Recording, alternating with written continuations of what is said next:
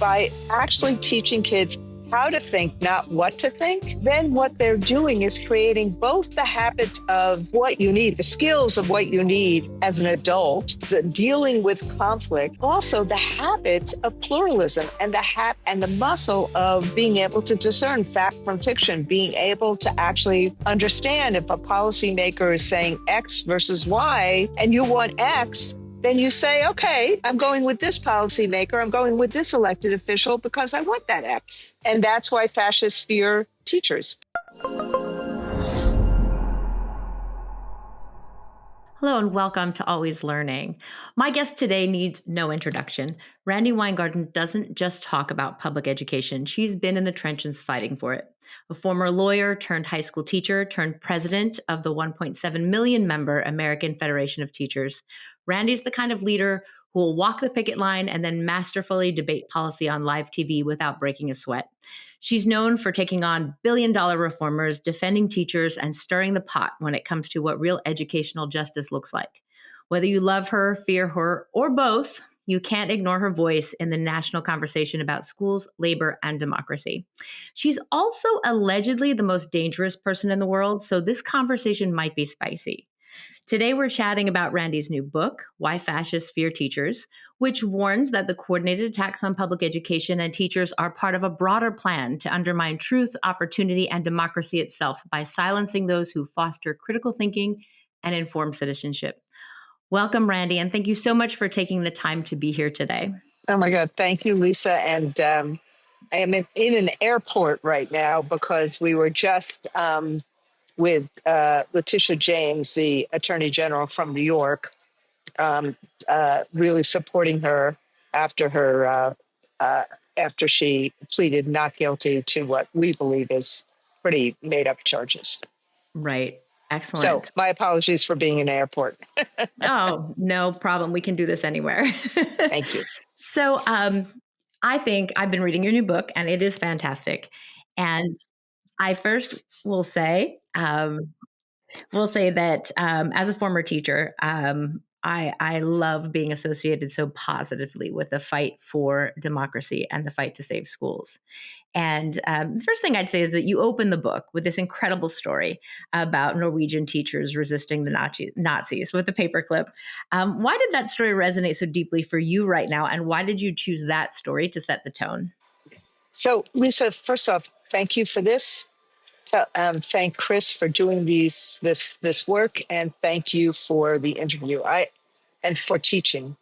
I I heard the story about the Norwegian teachers and the resistance to the Nazi occupation probably about 20 years ago, and I was really struck by it then, and I used it as the opening story. Not because I think we are in a Nazi occupation. I do not think that. I am writing a warning to actually stop us from ever getting to that moment. So all those conservatives or all those right-leaning extremists who are trying to put words in my mouth, you write a warning to try to never get there, you know? But what I loved about the story, which is why I used it, was the combination, the twinning of community and education. That what these teachers did in the face of oppression, in the face of laws that said they could not wear any political buttons, they could not talk about the king anymore, there was just political repression. What they did is they wore, and this is in the 40s, so they wore a paperclip to connote binding people together like binding pieces of paper together. But the story doesn't end there. What started happening was that young people started wearing paperclips and paperclip necklaces and paperclip bracelets, as young people do. They started creating some joy around it. So it was community and education. It started asking that a paperclip, then people start asking questions. Why are you wearing it? We're bringing community together. So it was education and community. And the Nazis actually freaked out, and they tried to force teachers into a Nazi organization. There are 14,000 teachers in Norway at the time. 12,000 of them would not go into the Nazi um, uh, organization, the basically the indoctrination organization. And and then they closed schools. And then parents were like, what are you closing schools for? So parents were getting involved, community was getting involved. So it showed the power of education and community together, the power of what it meant to oppose oppression and the use of symbols to actually do that work for us. Hmm. Makes me think of some of the teachers today that are refusing to take books off shelves, or making loud statements in their classrooms with what they hang or refuse to take down, doing that same kind of thing. So we're seeing it very much mirrored the same kind of tactics and the same kind of pushback. I mean, Um, think about, for example, that teacher from Idaho, where she had a poster in her classroom. I think it was Idaho. That's very similar to posters I've seen in countless classrooms. With hands, white hands and black hands, and and brown hands, and basically saying we're together and we welcome you. And was told that that poster was political, as mhm. opposed to you're creating an environment that says every single one of your diverse student population is welcome in your classroom. And so that's what when we're saying that teachers are resisting, that is about basic humanity. That's about basic dignity. And we used to believe, when I heard that story 20 years ago, we were still a nation of immigrants that believed that diversity was our strength, not our weakness. That we welcome the stranger. That when you think about the two big cases in American education law, the twin cases are about um, uh, education must not separate is not equal, and our undocumented students are welcomed in our classrooms. Those two anchors are the anchors of American education law under the Constitution of the United States of America. And so, what is a teacher supposed to do? Follow what the United States Supreme Court has said, or the kind of bullying that's going on right now to try to disrupt the pluralism and the community building and the critical thinking that teachers do each and every day. Exactly, exactly. And it's and I really enjoyed especially the first chapter of your book, because I was also a social studies teacher and a civics teacher. So getting into some of those the lessons that are there and how difficult it is for us to teach the concepts that we know to be true and right with the kind of the pushback that is out there right now. And you frame teachers as defenders of democracy in your book. And why do you think it's so threatening to the leaders of authoritarian movements that teachers take on this role? Because kids and their families actually being able to discern fact from fiction is really threatening to an autocrat. Actually questioning authority. Remember that button we used to wear? question authority. I mean, who knew? Who knew that that was political? We just thought it was rebellious. But the underlying point in all of this is agency.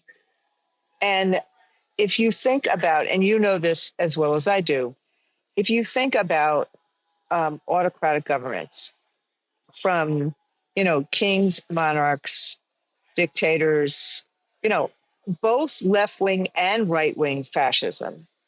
If you think about what they want the rule of one, not the rule of law. And how do they enforce that, particularly since the population is normally still much, much bigger than any kind of um, enforcement agency many of these strong men have. They enforce it in three ways. One, through fear. Two, through isolation. And three, through apathy. And so if you actually um, are, I'm sorry, and four, kind of through ignorance. So it's fear, apathy, isolation, ignorance.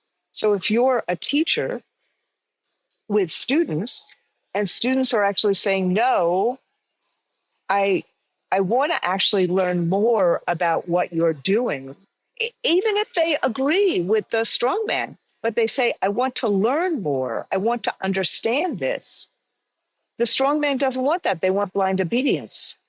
And so critical thinking goes right up against ignorance, fear, apathy. May not go against isolation, but what goes against isolation is if you have a school that welcomes all folks and you create the kind of safe and welcoming classrooms to campuses, then what's happening is you're bringing community together. It's the opposite of isolation. It's the opposite of apathy. So the techniques that an autocratic leader who's relying on being a strongman is doing is pretty much the opposite of what teachers do every single day. So most teachers, don't get up in the morning or get up when they're in, teaching college and say, I am going to be a defender of democracy. I don't think most of my members, maybe before Donald Trump actually would have said that. But what they do is they teach the habits of democracy. And by creating a welcoming and safe classroom, by creating agency, by actually teaching kids how to think, not what to think, then what they're doing is creating both the habits of what you need, the skills of what you need as an adult, the dealing with conflict, but also the habits of pluralism and and the muscle of being able to discern fact from fiction, being able to actually understand if a policymaker is saying X versus Y, and you want X, then you say, okay, I'm going with this policymaker, I'm going with this elected official because I want that X. Mm-hmm.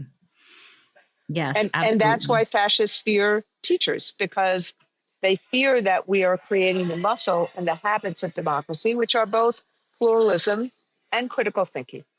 And that's our job. That's what we're Exactly. there for. And while the fascists fear teachers, teachers in this moment, a lot of teachers fear the fascists Yes. because it's very hard to teach civic courage and to teach critical thinking in a political environment where teachers and both of those things are under attack. What would your advice to those teachers be? And, I thought actually a long time about flipping the title because it is scary for teachers right now. And teachers feel quite alone right now. But, my advice is, I mean, it's kind of manyfold, as you could imagine. But my first piece of advice is build community. Don't do things alone.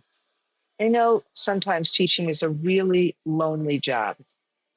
Even though you're with lots of kids, how many times till late into the night were you grading papers?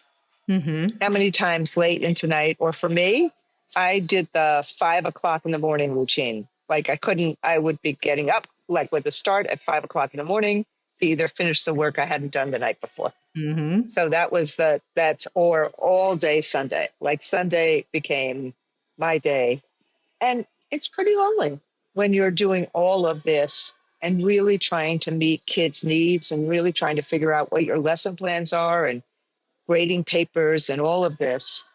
So I keep saying to people, build community, whether it's with if you're a second grade teacher, with the other second grade teachers, build community within your school, build community within your union, but really have a group of people that your friendship circle, your work circle, have that.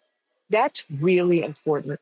That really pushes back at the fear and the isolation and the apathy. And the second thing I say to people is don't try to save the whole world. Don't try that you alone are going to fix everything. Like, look, that's what the strongman wants to do. He alone, is the one who's going to fix everything, even though, frankly, strongman actually exacerbate problems. They don't fix them. And look at this one right now. He's settling scores as opposed to solving problems like the grocery prices in America or healthcare in America. The second thing is everyone can do something. No one can do everything, but everybody could do something. And what I'm seeing is that when people do something and they do it together with others, it creates courage. It creates a sense of, I can actually fight for the things I believe in. I don't have to feel like it's hopeless. And so those are the two pieces of advice that I give to people all the time. And it can be like how many teachers, how many went to No Kings? A lot. I mean, there were over 7 million people there. And you saw signs, you saw elderly women's signs sitting on lawn chairs, hanging out with their friends, basically saying, I didn't live this long to have a king. The founding Exactly. fathers, yes, they were all fathers, basically said, no, we fought a revolution not to have kings. And we, 249 years later, are like, no, no. So just even having some humor and some fun with these things, the signs were amazing. Celebrate the signs. It's courage, how we make courage and standing up and people not being alone, how we make that something where people really feel they're in community. That's my advice. Now, in the process of teaching in a way that sustains democracy, you identify 4 pillars. Can you tell us a little bit about what they are? So I identify that the book is kind of split up. Well, I do two 4 pillars. Now, part of this is, I'm a lawyer who's now in my 60s. Not and I forget sometimes what I've had for breakfast. So I kind of like thinking about either the C words or doing things in 4s or 3s. So what in terms of education, I do think, and a lot of people, and I'm sure Lisa, you get this question all the time, given who you are and what you've done in your life. How do we fix education? What do we have to do? And we used to all talk in terms of pedagogy, which a normal human being cannot understand one word of what we're saying. So, so I mean, just and look, lawyers talk the same way, and doctors talk the same way, but we don't get the respect that lawyers and doctors get. So, in looking at what has happened, particularly post COVID, what and COVID really broke us. I really think it broke society in very fundamental ways that nobody wants to even think about anymore because they don't want to think about COVID. And or they want to, whatever the shibboleth is, that, who closed schools? Did China start this? What we need to do is create a safe and welcoming environment from classrooms to campuses for our kids. So safe and welcoming. And the second thing we need to do is, because it's not just about well-being, as much as people can get their arms around well-being, that's important. And it's Maslow, it's primal. Like Maslow said, you're not going to get the bloom before you start with Maslow, as I can only say to a teacher. But the second piece is we have to make curriculum engaging and relevant. And it can't just be test, test, test, test, test, because what we're competing with is this. We're competing with the cell phone. I mean, that's part of the reason that we are very much in favor of all these laws to make schools, distraction free, so that kids can look at each other like you and I are looking at each other, that we can think about the answers, not rush to text somebody. And so I think that we need to start thinking about what's the reasons that kids want to come to school? And can we match passion to purpose? So, in terms of just thinking about what we should be doing to strengthen, not abandon public schools, I think those four words give us a lot of heft in terms of what we need to do for our kids. In terms of what teachers actually do to fight either that the habits that they do all the time that actually effectively fight autocracy or dictatorship or kings or whatever is they actually I split that up into four as well, into four chapters in my book. And one, as any social studies teacher knows, I started with critical thinking, as you said before, because it's not just about memorization. You can actually use ChatGPT and find facts, but are they really facts or are they fiction? How do you actually know what's misinformation or disinformation? And how do you have enough information and enough skills about asking questions and understanding information and ferreting things out so that you can solve problems? So you can arrive at a conclusion that makes sense, that's not just spitting out something that, somebody else said. So that piece of critical thinking, the founders and the framers thought were absolutely essential to save us from kings. It was the bulwark of democracy. And then the second piece is that same kind of safe and welcoming, that same kind of way of in schools, we create pluralism. And the third is, what else do we do in schools? We build opportunity.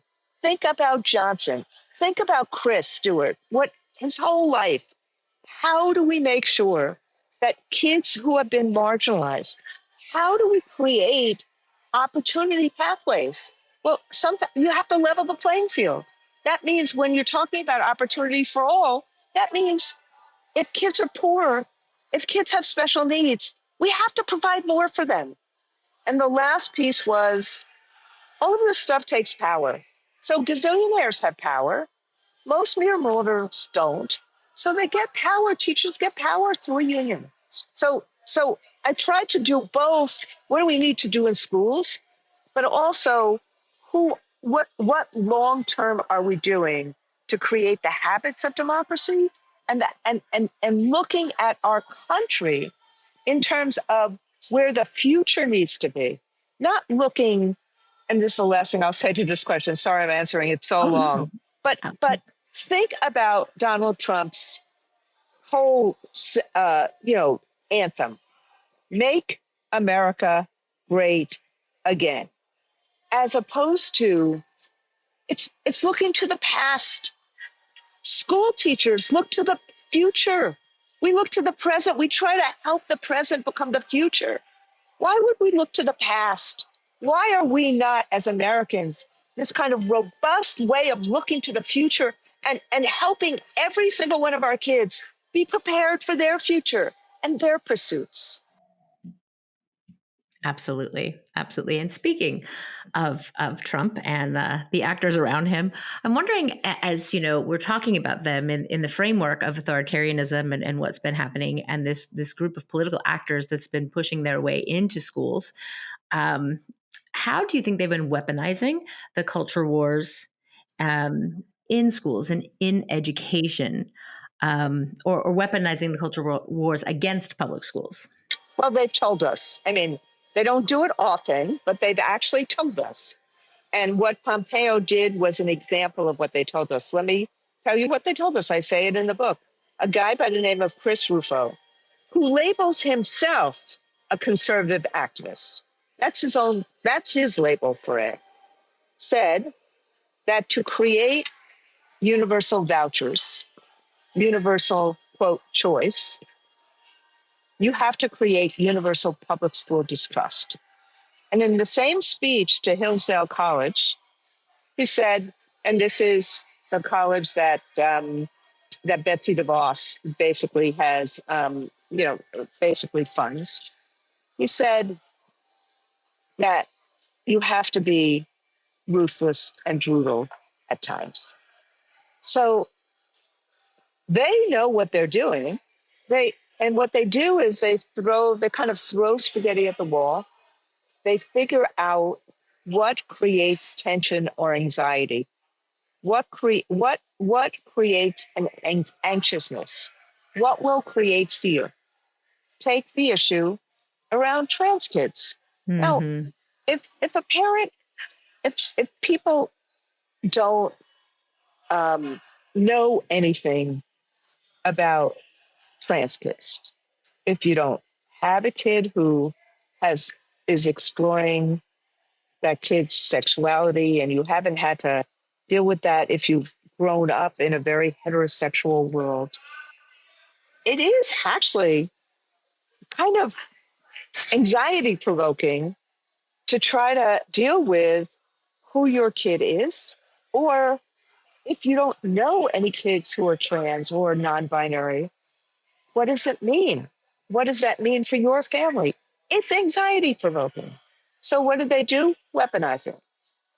They, instead of having some, there's a Yiddish word, rachmanis, having some sense of a soul about, can we take care of kids who are trying to figure out who they are? Like, kids always try to figure out who they are.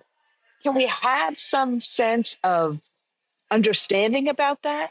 Instead, no, it's going to weaponize. And then what else did it weaponize? I remember during the 2024 election, saying to some parents who were believing the commercials that said a kid could come in female to a classroom or to a school, female in the morning, and exits the school in the afternoon, male. I'm like, we don't even have permission to give your kid an aspirin without calling you. Like, this is crazy. But that fear. And so you saw it in terms of CRT. I mean, what what second grade teacher in this environment knew, I mean, in 2020 knew what the word CRT meant? None. Absolutely none. So what did he say? Okay, we're going to take a word that nobody knows what it means, toxify it, and then say teachers are teaching it. So then us, what were we doing? We're answering the question, when did you stop beating your wife? Like, because there's no win to that answer. Oh Mm-hmm. no, we don't teach CRT. Like we don't even know what CRT is. And they're like, oh, see, they're admitting. And so it was crazy. And then what would happen is CRT is actually an important legal doctrine about looking at the effects of discrimination. So when somebody was saying, oh, we don't teach CRT, then what it says is that we're erasing history about, well, what about the effects of past discrimination? So they created it in a no-win situation to divide people. And they've also made it everything CRT. Everything is Everything. CRT. Yeah, Everything that has everything. anything to do with race or discrimination is CRT. Yeah. I mean, I took a course when I was in law school in the 1980s that Kim Crenshaw had not, been on the scene yet in terms of her work. But I remember reading stuff that Derek Bell had written, and and doing that, and looking at it and thinking about it about as a legal doctrine. But no teachers, not even AP Gov teachers teach that. But it was the No. divide. It was the divide. Just like, how do you make the word diversity, the word inclusion, or the word equity? How do how all of a sudden those words get weaponized? We we we have diverse classrooms. We need to welcome all of our kids. So how do you not use those words? So it's this friction that gets created, and the us versus them that gets created. Absolutely. And then we have the social media disinformation that adds to it, where they amplify that message. And that's where everyone is seeing it, um, and amplifying their fears, whether it be parents, Exactly. community members, kids who are seeing these things, board members, that we're trying to beat this down, the fears down. And it's sometimes a really tough thing to win. Um, whether we're talking. CRT or litter boxes in bathrooms or what? Exactly. And then you're saying, no, of course we don't have litter boxes and but you're engaged in that conversation. But I would say this is why I so admire teachers, whether they are my members, whether they were my colleagues, whether they are NEA members, whether they're teachers in private schools, because teachers basically take everything that society throws at them and they have to navigate it. And no one becomes a teacher if you don't want to make a difference in the lives of kids. Now, could we do things better? Yes, of course. That's why I often say we have to strengthen, not abandon public schools, not just protect what happens right now. We can't be in a situation where we're either condoning cruelty or broken status quo. We always have to be trying to figure out how to do better so that we help all kids succeed and help all kids be prepared for their future. But that's what teachers do regardless of the environment. And so that's why I try to create a warning to say, no, we don't want fascism here. These are the behaviors of this is how you describe. Let me describe fascistic behavior, but also what teachers do each and every day, intentionally or unintentionally, to counteract it. Would you say that that is where you find the hope for American Yes, education? yes. I find the hope in American education every time I walk into a school. Every time I see from the school secretary in the office with that big smile or basically telling you what to do and how to do it, to the school lunch worker, to the bus driver, to the teacher in whatever classrooms they are, to the paraprofessional reading or helping with manipulatives with a kid with special needs, watching the work of nation building, of future building, of watching, and I'm sure you've had this too, in my own teaching, that sense, that aha moment. And listening to teachers telling me about the aha moments they have with kids. That's where I see the hope. And how do we create, how do we fight for these folks to be able to empower kids so that kids sees their own future? That is the promise of America. And that is the hope and the promise I fight for every day. Absolutely. What do you hope your readers, whether they're teachers, parents, policymakers, what do you hope that they'll do differently after having read your book? I want them just to think. I don't need them to say they agree with me. I want them to see that there's another side to answer the question why this stuff is going on, why, I mean, you and I know the history of how vouchers started. It started in the wake of Brown versus Board of Education in segregated schools. So, and in trying to fight integration. And so there was a sense of white parents deserve choice so they don't have to have integrated schools. So I may know the history. Other people may not know the history. I don't begrudge them not knowing the history, but I want them to say when they see that people are defunding public schools or smearing teachers, I want them to say, oh, there may be another reason for that. It may be because whoever is doing it doesn't want us to help kids learn how to think. It may be because people don't want the community building, the pluralism building, the habits of democracy that a public school represents. I just want them to say, oh, maybe there's another reason.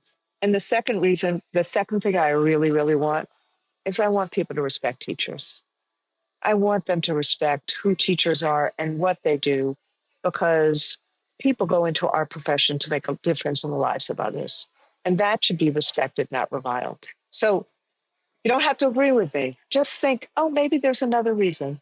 And just respect the people who teach in our classrooms every single day.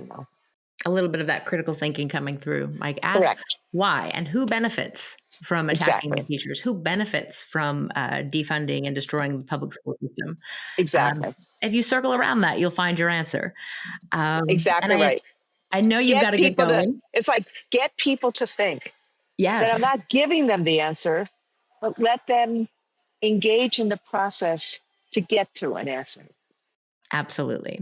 And I wish we had more time to talk because I have so many more things I'd like to ask you, but I know you do have to get going. One last thing for you. If you can write one thing on every American classroom wall, what would that be? Believe, explore. I know there's not one. Be curious, be courageous, have faith, have agency. Mm. And I'm going to take that to be for students and teachers, right? Yeah, both for students and teachers, that together in America, we can accomplish what is impossible to do alone. What, why the Norwegian teachers wear paper clip? For education and for community. Well, thank you so much for taking the time. It's been an honor to talk to you today about your It's book. really, thank you. I really appreciate it. And thank you for reading it.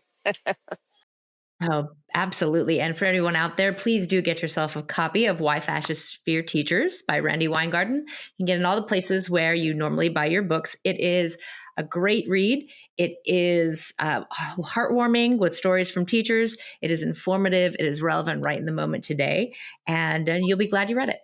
And if you like this conversation, want to hear more like it, do like, subscribe, and share with all of your friends. And we'll see you next time on Always Learning.